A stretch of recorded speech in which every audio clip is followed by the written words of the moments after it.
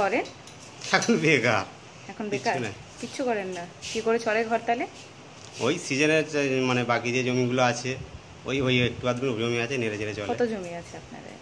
এই এখন 10-15 কাঠা আছে, বাকিটা গেছে।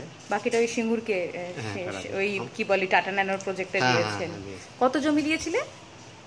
জমিটা 12 কাঠার কাছে। কত ওনারা কোনো কম্পেনসেশন দিয়েছিল আপনাকে, মানে টাকা বিনিময়ে? হ্যাঁ, টাকা তো দিয়েছে। কত দিয়েছে সেটা দাদা জানে, দাদা সব চেকগুলো নিয়ে করেছে। তো কাজ শিখিয়ে ট্রেনিং দিয়েছিল আপনাকে? হ্যাঁ, আমি তো ইলেকট্রিক্যাল মেনটেন্যান্সে ছিলাম টাটাতে ন্যানো প্রজেক্ট। আমরা তো প্রায় 15 মাস, মানে আগেতে আমাদের সব ট্রেনিং করাতো, যেমন বেলুর মঠে, তারপরে কারখানা ওরা সব যা বন্ধ হয়েছে, অশান্তি হয়েছে, আপনারা জানেন। মানে সেই টাটার কর্মীদেরকে মারধরটা না করলে বোধহয় বন্ধটা হতো না। টাটার কর্মীদেরকে বন্ধু মারধর করা হয়েছিল, যার ফলে কারখানাটা বন্ধ হয়েছে। হ্যাঁ, মানে যারা বিদেশিরা কিছু কাজ প্রজেক্ট ছিল, তারা তো পরিকল্পনা করছিল, মানে প্রজেক্টটাকে তৈরি করতে এসেছিল। যেমন ধরুন একটা মেশিনারি পার্টস বসানো, সেগুলো তারা বসিয়ে দিয়ে যাবে। একটা যে কোনো নতুন প্রজেক্ট তৈরি হলে বিদেশিরা প্লাস ইন্ডিয়ান, মানে যেখান থেকে যারা সব আসে আর কি, তারা মানে সব যে প্রজেক্ট প্ল্যান তো যে তৈরি করতে আসে যারা, তারা তো অনেকে বিদেশিও ছিলেন তার মধ্যে। তাদেরকে যখন মারা হলো তখন তারপরেই কোম্পানি বন্ধ করে দিল। কত মাইনা পেতে? আমাদের তো এমনি স্টাইপেন্ড দেওয়া হতো, মাইনে তো নয়। আমাদের তো ছিল অন জব প্রজেক্ট, মানে অন জব এটা ছিল কাজটা, ট্রেনিংটা।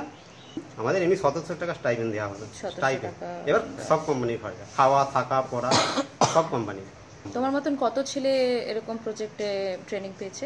আমাদের এলাকায় প্রায় 600 থেকে 700 ছেলে। 600 থেকে 700 ছেলে।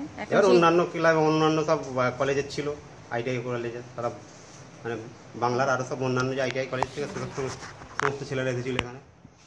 কত দূর পড়াশোনা করেছো তুমি? আমি হাই সেকেন্ডারি পর্যন্ত পড়েছি। আচ্ছা আচ্ছা। তো ট্রেনিংটা কোনো কাজে লাগলো তারপরে? ট্রেনিংটা কাজে মানে আমি প্রথম দিকে এক জায়গাতে অন্য এক জায়গাতে করছিলাম, মানে ওটা মানে নন টেকনিক্যালি কাজ আর কি।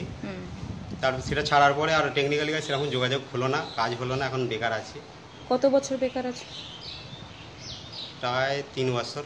হ্যাঁ, ওখানে ও গিয়ে মানে এখানে তো সেরকম জব নেই ওয়েস্ট বেঙ্গলে, নিয়ারেস্ট এর সব। মেন ব্যাপার হচ্ছে আগে হচ্ছে মানে জায়গা, কাজের জায়গাটা না তৈরি হলে তাহলে তো তাকে তো বাইরে যেতেই হবে। এখানে তো সব কলকারখানা জানেন পশ্চিমবাংলা সবই বন্ধ হচ্ছে। আপনার যে জমিটা আছে বা সেটা চাষ টাস হয়? হ্যাঁ, চাষ তো হয়। কিসের চাষ? এই সিজনে যেমন আলু হয়। সেই ট্রেনিং নিয়ে কাজ করছিল, এখন সেই চাষেই ফিরে আসা হচ্ছে। চাষ মানে চাষ করতে ইচ্ছে করে? চাষে কি ভালো লাগে নাকি বলুন? চাষির ছেলেরাও কাজ করে, আপনি দেখাতে পারবেন চাষির ছেলেরা চাষে কাজ করছে? আবার কোনো তুমি ভেবেছো বাইরে এখান থেকে গিয়ে কোনো কাজ করছো? না, বাইরে যাওয়ার ইচ্ছা নেই, দেখা যাক যদি পরিবর্তন হয় তাহলে একটা আশা আছে, কারখানা চালু হবে। সরকারের পরিবর্তন না হলে হবে না কোনোদিন। আপনারা বোধহয় শুনেছেন যে 50 বছরেও কিছু করার নেই, আর জমি একটা মানে ফেরত দেওয়ার আইনও নেই যে ফেরত দেবে। তোমরা তো ইচ্ছে থেকেই দিয়েছিলে নিজের জমিটা, ঠিক আছে। আর কিন্তু এরকম অনেক লোক আছে যাদের জমিটা নিয়ে নেওয়া হয়েছিল, তাদের ইচ্ছে ছিল না। বলেছে কি, যখন মিটিং করে জমি অধিগ্রহণ হয়েছিল, চেক দেওয়ার চলছিল, পথে সিংহে বেশিরভাগই লোক জমি চেক নিয়ে নিয়েছিল।